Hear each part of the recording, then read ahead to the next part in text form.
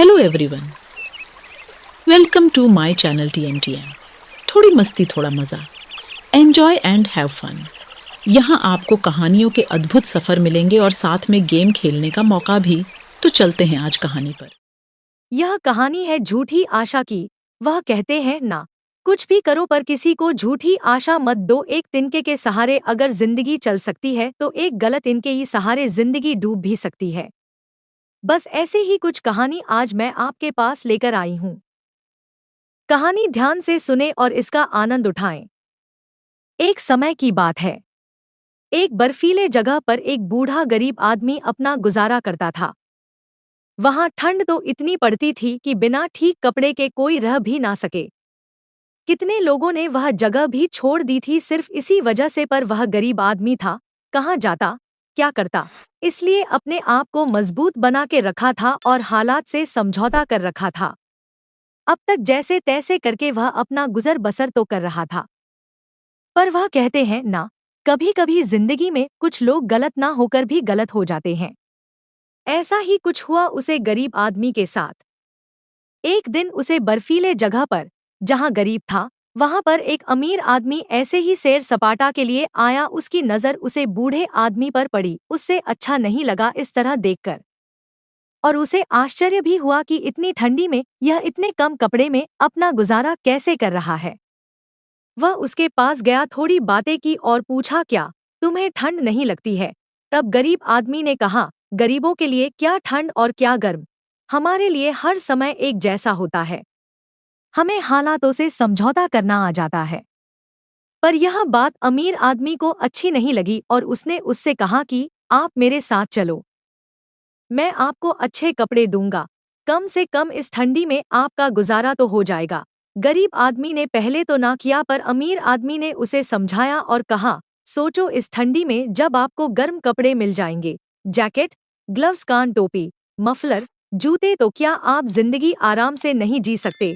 यह सुनने के बाद गरीब आदमी ने भी सोचा कि जब ऊपर वाला सामने से दे रहा है तो मैं क्यों ना करूं, और उसने हाँ कह दी। मन ही मन बहुत ज्यादा खुश हो गया, क्योंकि आज तक उसने यह सारी चीज अपनी जिंदगी में सोची भी नहीं थी। वह अमीर आदमी के पीछे पीछे चलने लगा और जैसे जैसे उसका घर करीब आ रहा था वैसे वैसे उसकी माँ कपड़े की ओर खींचे चले जा रहा था। अमीर आदमी ने उसे कहा कि तुम बाहर रुको, मैं अभी लेकर आता हूँ। गरीब आदमी खुशी खुशी हाँ कर देता है और बाहर खड़े राह देखने लगता है। अब उसकी लालसा कपड़े के लिए बढ़ती चली जा रही थी। जैसे जैसे समय बीत रहा था वैसे वैसे अब उसे ठंड पहली बार महसूस होने लगी थी, क्योंकि उसे गर्म कपड़ों का एहसास कर लिया था। वह बाहर खड़ा होकर उसे अमीर आदमी की राह देख रहा था।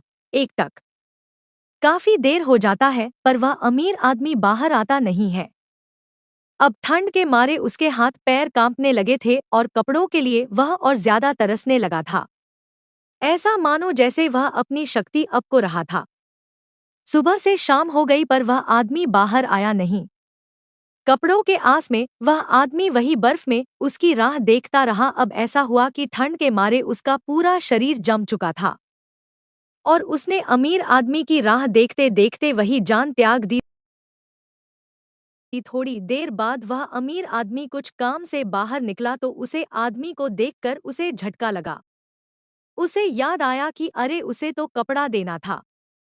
दरअसल वह आदमी बंगलों में जाकर कुछ काम की वजह से भूल ही गया था कि उसने किसी को बाहर खड़ा करके रखा है। उसकी नीयत तो अच्छी थी पर उसे किसी मजबूर के आस का ज्यादा अंदाजा नहीं था। उसे मरा हुआ देख अमीर आदमी को बहुत झटका लगा। उसके शरीर को देखकर वह समझ गया था कि ठंडी में खड़े खड़े उसका पूरा शरीर सिकुड़ गया था। अफसोस से खड़ा हो उसे देखता रहा। तो आप सबको इस कहानी से एक बात तो समझ में आ ही गई होगी कि किसी को झूठी आस नहीं देनी चाहिए, या ऐसा कह दो आस देकर भूलना नहीं चाहिए। आज तक वह गरीब आदमी जैसे तैसे करके अपना गुजर बसर कर रहा था, पर कपड़े की इस छोटी सी आस ने उसकी शक्ति भी तोड़ दी।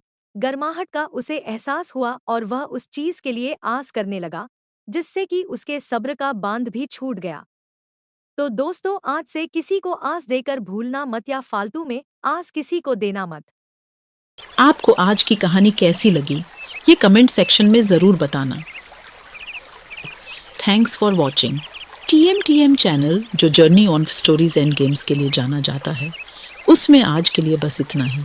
तो मिलते हैं अगले वीडियो में। तब तक के लिए लाइक, सब्सक्राइब और बेल आइकन प्रेस करना मत भूलना।